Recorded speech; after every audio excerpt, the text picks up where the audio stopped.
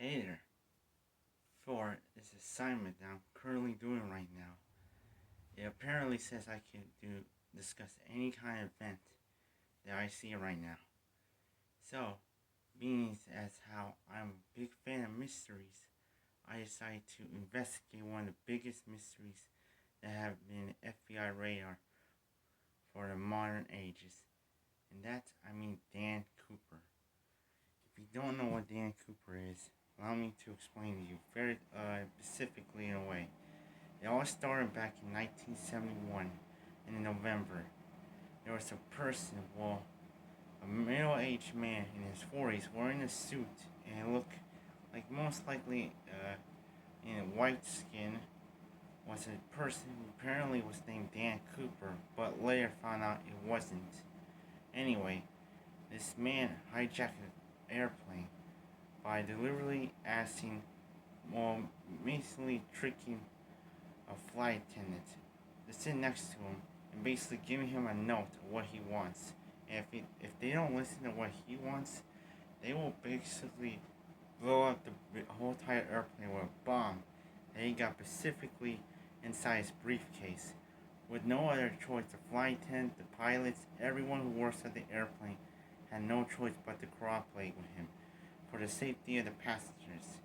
What he wanted was the airplane to go straight to Mexico City while having a couple pit stops in every state. They're usually in the south area.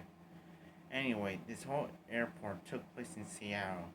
That's where it all started. Very north all the way to Mexico City. That's what he wanted. But it didn't exactly turn out that way. Anyway, besides the request of money of 200,000, which is $1 million today, he also requested two parachutes. The flight attendant had no idea why he wanted that. He thought that he might need it later in life, but they didn't realize that he was actually going to use the parachutes later by jumping off the airplane when they least expected. Because he needed to escape with all the money, because he knew that if he were to fly all the way to Mexico City without moving, they will arrest him for sure. So, besides the money, he, he also left a bunch of evidence behind. When he was, oh yeah, I should probably tell you. In around midnight in Portland, he managed to drop himself with a parachute inside a forest, and they never heard about this ever again. He left a tie. I'm not sure if it was on a conveniency, but he left a tie and a note to give to the officers that he has the money and they're not going to find him, proving that he's really confident that he can escape.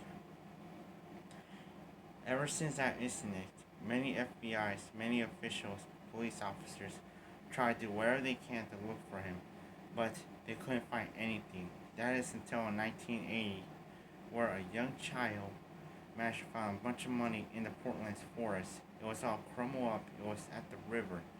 That was the most possible physical evidence that there actually is. That was the only type of evidence that they could find was the abandoned money, but they couldn't find Dan Cooper anywhere. They searched all over the forest, but they couldn't find anything. That was the only evidence that they could find for past decades, because there was no other evidence. The case was considered a cold case because they couldn't find anything else. They went to a suspect named Richard McCoy. Apparently, might be someone who could be a possible suspect because he did something similar, but it wasn't exactly Dan Cooper's strategy or style. Richards was more of a spontaneously. Dan Cooper was more methodical, so they didn't really suspect him. Many people speculate that Dan Cooper must have died from the airfall, because for what he was wearing was just a suit, wasn't suited for the altitude, because the airplane was going very, very low, and the winds were very powerful, so he most likely wouldn't survive. But that's just theories. We're not truly sure if he's alive. In conclusion, Dan Cooper's case has been one of the most well-known mysteries, cold cases that there is in modern history. We still cannot find where he's at. However, no matter what, there's still gonna be many people who are gonna speculate about Dan Cooper and whether or not he's still alive or not. In my opinion, I think he's still out there. Cause if he were truly dead, we would have found the body though. But yet the search party couldn't find his body if he was dead, meaning that he's still alive.